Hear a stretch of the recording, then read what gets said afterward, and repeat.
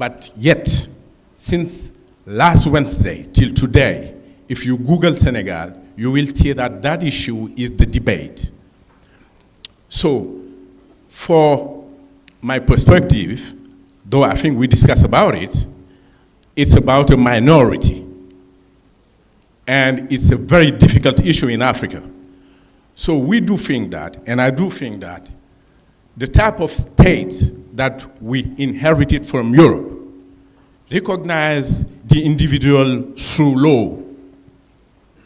The individual, before to be recognized, the law must recognize you. In Senegal, those whom I will call the religious civil society are asking for a state to put a law to how our state is asked to deal with homosexuality, is to take something from the colonial heritage. Why? Because in our societies, we have, I won't say rules, but we have mechanism to deal with that issue of homosexuality. Why I'm saying that? Because in my language, I know how to call this guy an homosexual. I know how to call him in my language. So if a culture can name something, it means that it has the way to deal with that thing. Our languages in Africa, most of our languages, we may find a name to name homosexuality. So it means that it's our reality. Why then to borrow from the colonial way of dealing with issues like this, which is the law? Because if I can take the example of Europe, like France, homosexuality, they only recognize them as individuals that deserves duties and whatever rights after a law existed. But we in Africa, do we need a law to recognize the other as an individual? I don't think so. In fact, okay, I have to be humble. In my culture, I don't need a law to recognize the other. He's an individual, I respect him. As for sexuality, it is a matter highly moral. So if you put law in something highly moral, you break this issue of law, the issue of morality. Because law tend to criminalize or to find someone to defend this individual to exist. In Senegal, for example, the law recognizes a man like me to have 2 wives. Because that law is adapted to our morality to accept a man with 2, 3, 4 wives. But in France, the person with 2 wives, those 2 wives, though the law does not recognize them, the French law won't recognize them as individuals, while our laws accept 2 wives as individuals. But in France, 2 wives, they are non-existent as individuals. So why should they impose us homosexuality, for example, through law, through law, which means that we have to go through that law to recognize the other as me. We don't need it, or I don't know whether we need it or not. It doesn't mean that sooner or later, I'm from Senegal, you know, it is a world that is mutating. Things will change. The time the state will have enough power, enough possibilities to recognize the other as an individual into the law, I mean, there will be a kind of compensation. But I think that our states are not strong enough to use the law to recognize everything that is out there. It's time then to see what our culture teaches us. Then now the type of democracy we are going through is how to let African realities be harmonized with Western realities. This is the main, I think, to my perspective, the main challenge of Senegalese democracy. So quickly about the Gambia. I'm from the Gambia and the ECOWAS. I heard about the ECOWAS army, etc., present in the Gambia. Something I'm not, because in the Gambia, I'm from the south, Casamance, we have an issue of security. You go to Guinea-Bissau, the president of Guinea-Bissau is the one who is asking for a ECOWAS force for democracy. Why not a ECOWAS civil society for democracy? Because the ECOWAS is in the Gambia, but it's sad that Gambia has decided to have a strong civil society. But right now, we don't have it because we have an ECOWAS army there, which is the Senegalese army. So something is hurting the Gambians, the civil society Gambians. And I wish they should think about it. We don't need an army for anti-coup attempts. We may need a civil society for anti-unconstitutional coup attempts. Thank you very much. Thank you very much, Professor Pope. I enjoyed your contribution to this panel discussion, and you have underlined what President Obasanjo just said, to immerse it, the future of democracy in Africa, that we should get it immersed within the socio-cultural context. And you gave the example of human rights in Senegal. Also, you were trying to bring up the matter in the Gambia, that African, let's have a merger, some kind of blend, some kind of amalgam. The Western elements, yes, that will suit us, and then the African elements. So that is a perspective that we have just received. We're going back to Afrobarometer. Recall that Afrobarometer during the, if you like, opening ceremony component of this summit showed us, if you like, shared with us very illuminating data running from 2012, 2011 to almost like current 10 rounds of surveys. They were asking the old and the new, what future do you envision for democracy in Africa? And I noted some two graphs. One, we showed that the youth, well, including the adults, will want to see the democracy of the future that is not one man run, there's not one party without opposition.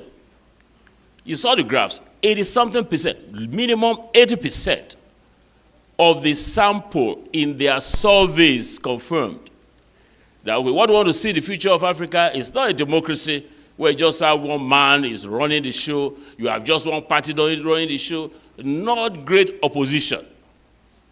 So I'm sure that Professor Gima will want to share a bit more with us on that. Afrobarometer.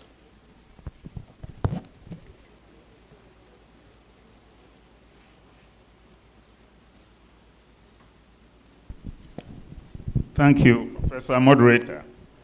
Like my sister here, I thought we were going to have a dynamic discussion among ourselves, the panelists. But I also understand the question that the moderator has posed. So I'll try my best to address the question directly. But I also want to take the opportunity to address some of President Obasanjo's submissions, because, you know, the main reason, the only reason we got into, some of us became involved with the Afrobarometer was that, so when in '89, when the Berlin Wall fell, and suddenly you began to see all kinds of pro-democracy movements emerging in Africa, including, or starting from Benin, the Benin Republic. We, as social scientists, we as scholars, as ourselves, how come we did not foresee that an African second democratic revolution was going to take place across the continent? It is that omission, it is that realization that got us to do the Afrobarometer because prior to that, we've all come to believe that Africans don't care for democracy, Africans don't care for human rights. All that they really are interested in is development, and of course, material development. And our leaders, from the time of independence, got all of this together and persuaded us, or persuaded themselves, that what Africa needed and what Africans needed was a government that will be strong, that will be essentially autocratic enough to be able to bind all of us together, lead us to unity, lead us to stability, and lead us to socio-economic development. Except that for 30 years, hardly any of these governments delivered economic and social development, and they certainly did not deliver political stability or even succeeded in unifying their countries. So in sort of thinking of Africa today, we have to ask ourselves, what happened roughly from about 1990 to, let's say, 2010, when suddenly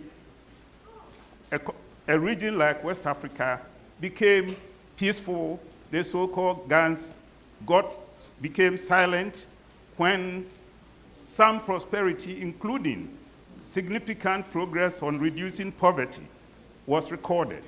So for me, the question really is not about inventing or reinventing a form of democracy that fits Africa and that fits Africans. Because when we went up in our surveys, we don't only ask people about, well, do you support democracy or you want some other form of government? We ask them questions that tap their interest and their preference for other attributes of good governance and other attributes of democratic governance. It's in that spirit and it's in that context that we ask them about, what's their opinion about a president that ignores parliament, or a president that would not comply with court decisions, or a president that refuses to abide by constitutional term limits and so on. And the results we get have been consistently pro-democracy and accountable governance. So for us, it's becoming almost a settled argument in terms of what Africans want to have if they can get it. But of course, citizens are not in a position and do not have the wherewithal to force their governments and their leaders to give them what they want. So the question we should be asking when we think of the future of democracy in Africa is, what is it that we did right in the 1990s and in the first 10 years of the new millennium? Why is it that a deterioration in governance standards, in democratic standards, set in and have been producing the kinds of consequences that we are producing? Again, we should always remember that Africa is not the only region that, as it were, has imported democratic forms of governance. Japan practices that. Japan is not a Western society, but it somehow has found a way to make democracy work. Many of the West Indian countries have practice, in fact, parliamentary democracy, the hardest form of all, but they have been making progress with it. So be the reason why we should be abandoning it and be thinking of some alternatives. If you talk about African culture, especially even within Nigeria, which of the cultures are you going to be adopting as your national formula for democracy? Or you would have some have Sultanate and some will have monarchy and some, exactly what? So really, we must be practical, we should be realistic, and we should be accountable, that is democratic. And I really think we should be focusing our attention on how to make this work and work better for all of us. There are some ways to do that. If you ask the ordinary, a young Senegalese, let's say a year ago, when President